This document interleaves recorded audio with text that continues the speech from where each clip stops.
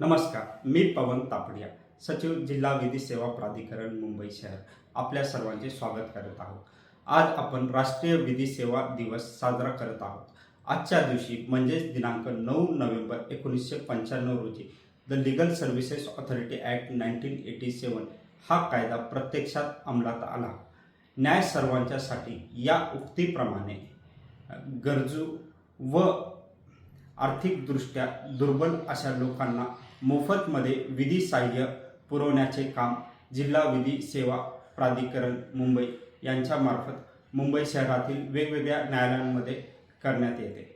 तसेच वेगवेगळे कायद्यांवर जनजागृती अभियान देखील आमच्या कार्यालयामार्फत करण्यात येते।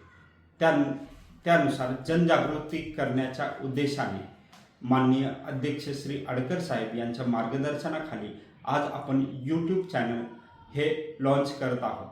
तरी माझी सर्वांना विनंती आहे की आपण सर्वांनी आमच्या यूट्यूब चॅनलला जास्तीत जास्त सबस्क्राईब करावे। नमस्कार।